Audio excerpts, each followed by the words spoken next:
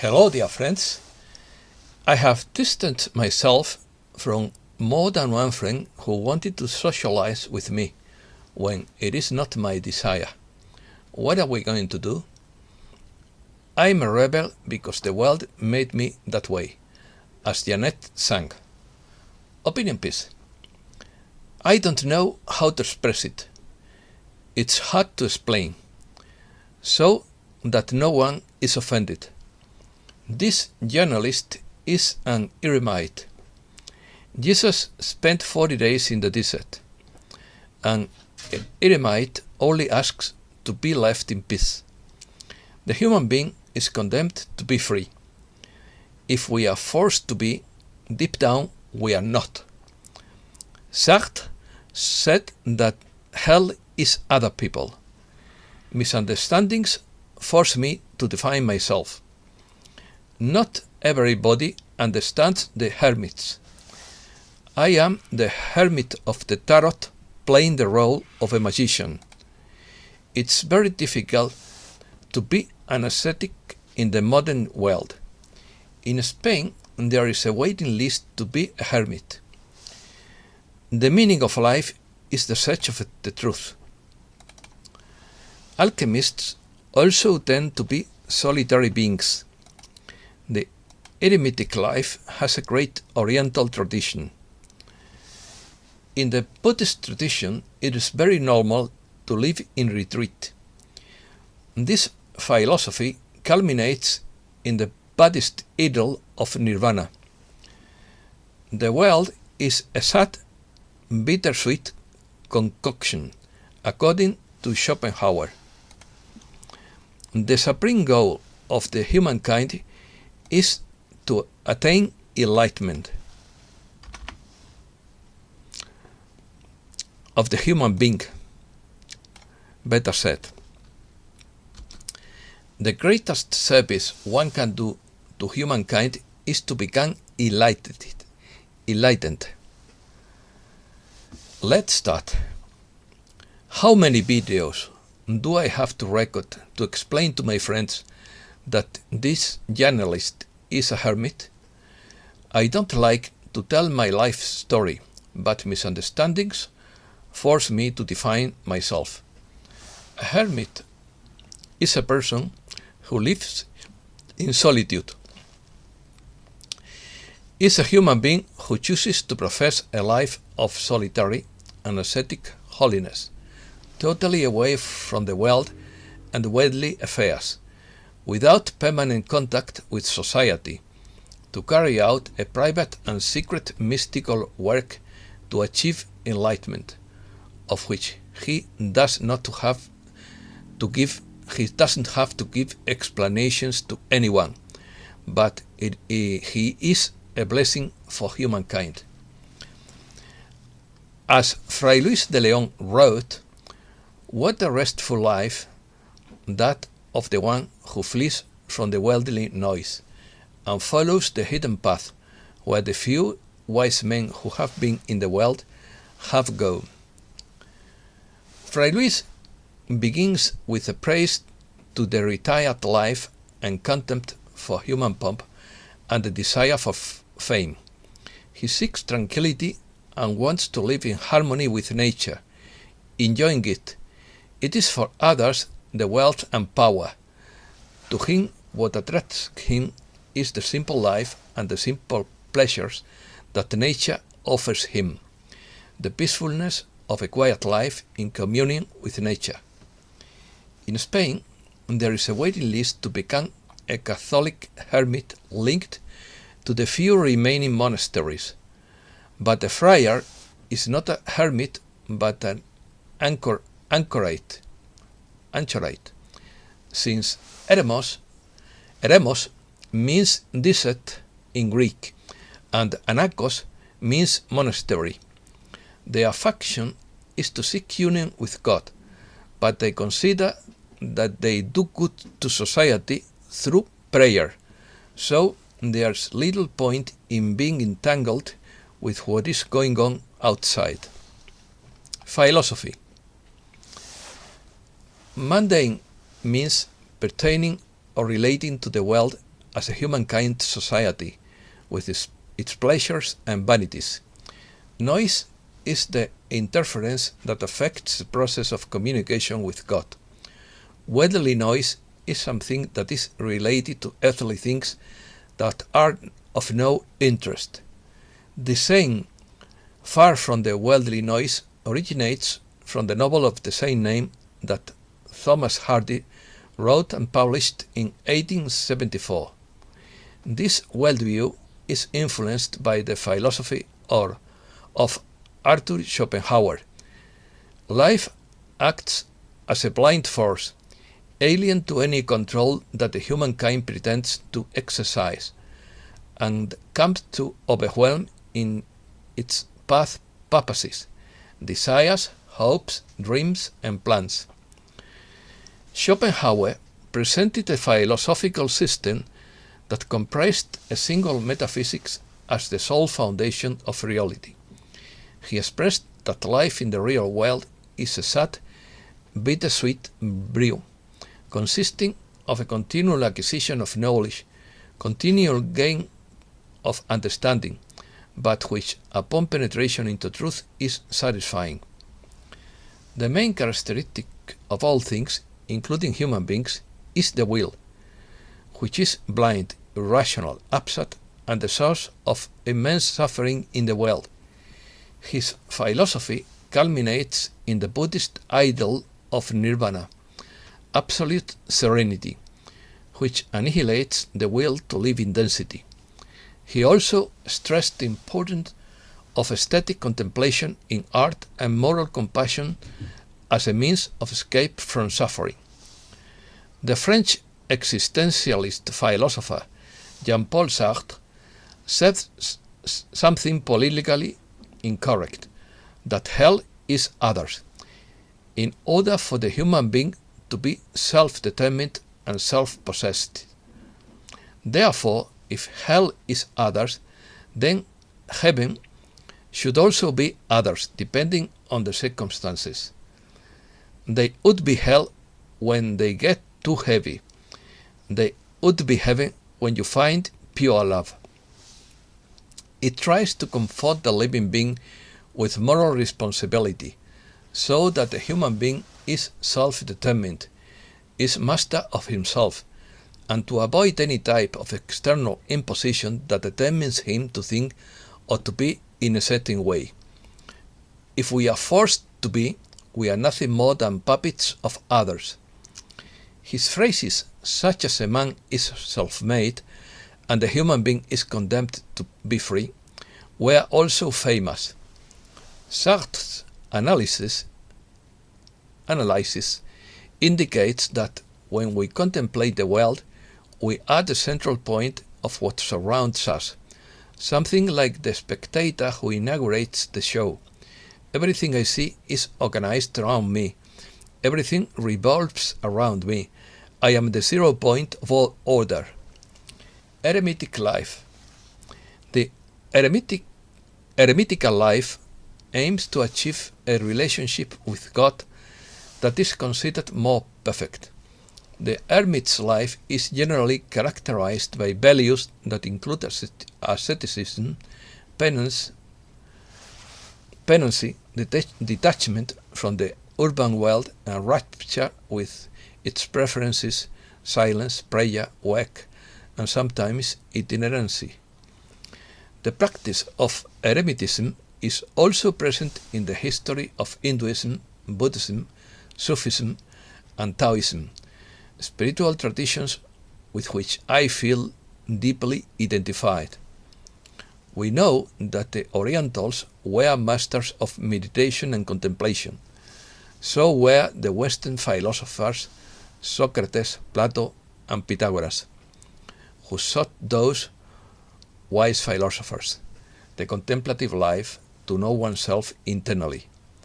From a spiritual point of view, the solitary life thus becomes a form of asceticism, where the hermit renounces worldly concepts and pleasures.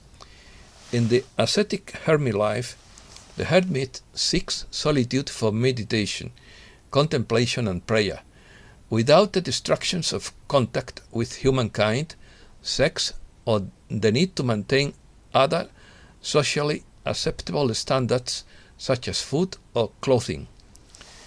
In the modern world, there is a variant that, although it cannot be classified as eremitism properly speaking, it maintains some of its characteristics. In this case, it is not a geographical escape from the world, but an isolation from the style of way of life that the world presents. It is an eremitism in the midst of the world, permeated by traits of solitude, prayer, and work, which flees from any kind of publicity and which flourishes as a reaction to communal drunkenness. History.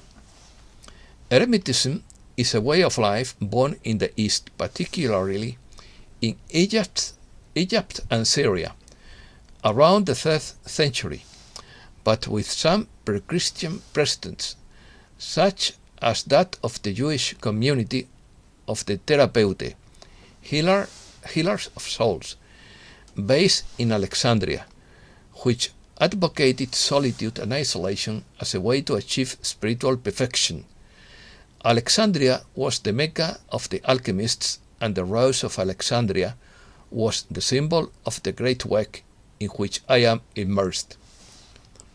Hermit was the name given from the 3rd to the 5th century to the Christian who, in order to give himself freely to the contemplative and penitent life in search of God, separated himself from the usual social ties to live in the deserts from the Tibet, about 1,000 kilometers from the Nile Delta, and in the neighboring regions. The standard of living of these hermits was asceticism taken to its limits. They lived in the desert, lodged in precarious shelters or in caves, and subsisted thanks to manual labor. Their fasts were prolonged, and they maintained a very pure spiritual life. The initial model of eremitism, typical of the Eastern anchorites of the 3rd century, would later have imitators in Western monastic life. Successively, and by extension, the same name was given to all those who withdraw to solitary places to live a life free from the bonds of society.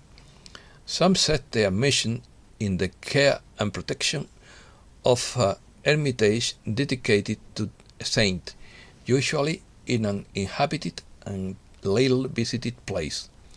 The hermit's retreat was considered part of his life and spiritual dedication. To the hermit settlements that took place in the 11th century corresponds to the appearance of the Carthusian and Camaldolese orders, while in the 13th century the Augustine hermits emerged, identified with the mendicant orders.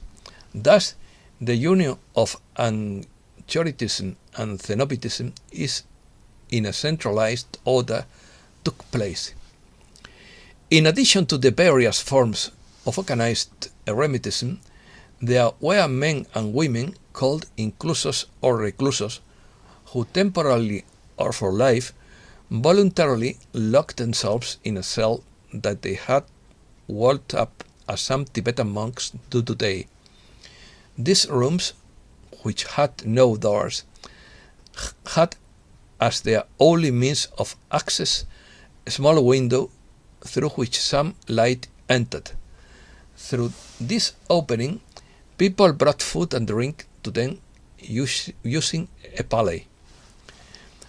They used to enjoy great prestige due to the heroic virtues attributed to them.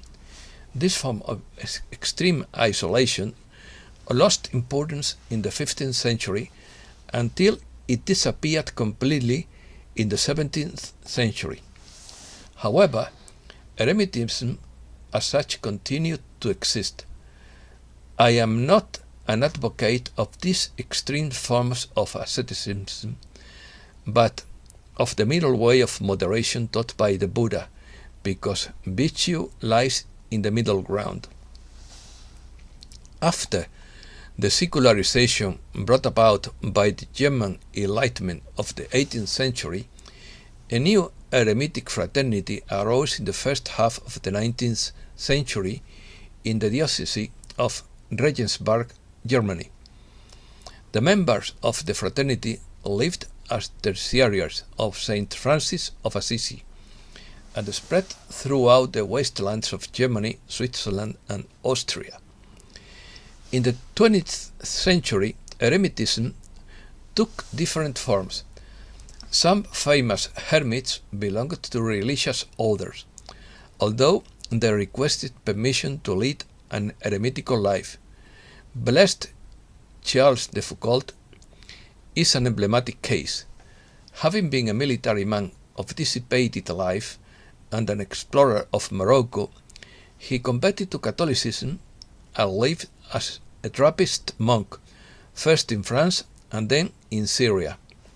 He later abandoned the Trappist to lead an even more demanding eremitic life in the Algerian Sahara Desert, although he spiritually included numerous traits of service to the most abandoned, for every hermit is compassionate and charitable.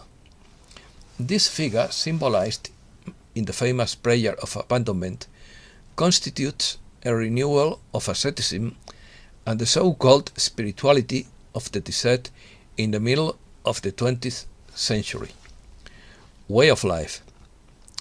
A hermit does not wish to visit anyone or be visited by anyone. He doesn't want to travel, nor he doesn't want anyone to travel to see him. He withdraws to the farthest places in the world so as not to be found by anyone. He asks nothing of anyone. He only asks to be left alone. This is the same thing I have been doing for several lifetimes. I never pick up the phone, nor do I go to any party, nor do I go to any social event other than a conference.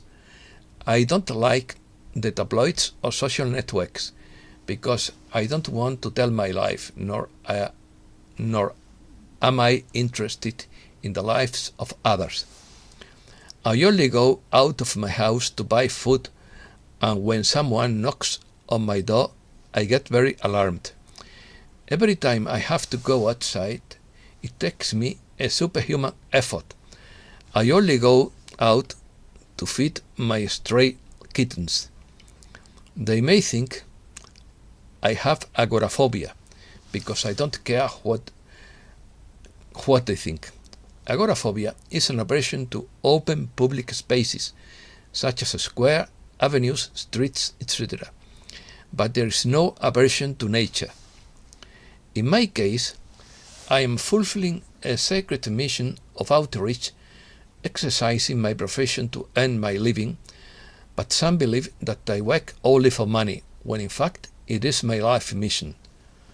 Once I finish this mission and have sufficient means, I wish to lose myself in the farthest place in the world, so that no one can find me. I will only return to the world when I reach the spiritual self-realization of the immortals, when I attain transcendence and ascension in a physical body. And I will not return because I love the world or society, of which I deny with all my strength, but only to help humankind, and then I will live for good to another world. I am not interested in worldly affairs, even if I report on them. Magician and hermit. At present, I have assumed the archetype of the tarot magician to fulfill my life mission, just like the wise Diogenes with his Latin in search of truth.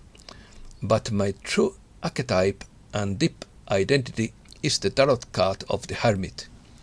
The meaning of the tarot magician indicates energy, health, and great willpower. It is about making the best the best use of all your power, and having knowledge and wisdom coming to you to accomplish your goals. On the contrary, the hermit of the Tarot represents soul-searching, introspection, solitude as self-knowledge, inner guidance, ascetic life, guidance, study, erudition, search and reflection. The sage Diogenes of Sinope defended the idea of self-sufficiency, a natural life independent of the luxuries of society. According to him, virtue is the sovereign good. Honors and riches are false goods to be despised. The principle of this philosophy consists in renouncing everywhere the conventional and opposing to it his nature. The wise man should tend to free himself from his desires, and reduce his needs to a minimum. Self-sufficiency is the state in which the supply of goods depends on oneself, so that no external help, support, or interaction is required for survival. It is a form of complete personal or collective autonomy identified with spiritual independence. Conclusion. So, do not think that I am hurago or antisocial, simply that my spiritual path is solitary, independent and hidden, and I have taken it very seriously. I do not look for parties, nor entertainments, nor conviviality. I seek only prayer, fasting, silence, meditation, contact with nature in solitude, reading and constant study. I am the happiest being in the world when I manage to spend a month without talking to anyone or anyone talking to me. Being sociable as I am now, as a communicator, is something that goes against my nature, because it wears me out and stresses me out, even though it's my profession and my life mission, but I am a vocational journalist. Think of me as a Trappist monk with a vow of silence, as a Benedictine or a Capuchin, and please respect my path.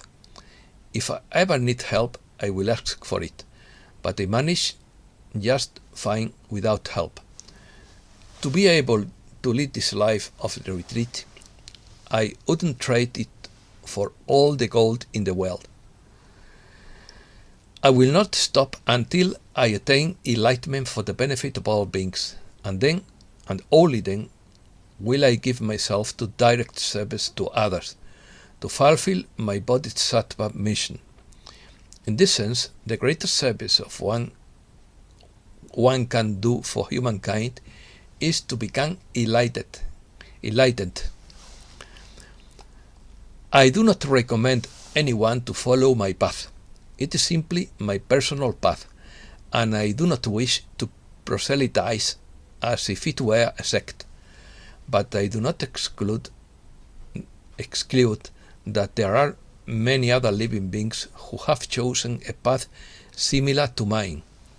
I do not seek anyone's approval, nor do I criticize any other path, because all are respectable. The only thing that is not respectable is interference with one's sacred free will, which is a divine birthright. I think the supreme goal of humankind's life is to achieve enlightenment. Of human beings' life, I mean. But others may think different things. We all seek happiness and try to avoid suffering, but we do it differently. The paths to God are infinite, and no one has a monopoly on enlightenment. The only true path is the one followed by the heart, the one that follows the impulses of its soul. And for sure, there are no two alike, because each being is unique and singular in the whole cosmos. All human beings are equal in right, freedom, and dignity, but each one of us has a different cosmic origin, different gifts or professional skills, a different life mission, and a different destiny. As long as we live in this world, we must treat each other with equality and respect, but we must each live our own freedom, together but not mixed. And that's all for today. Thanks a lot, dear friends.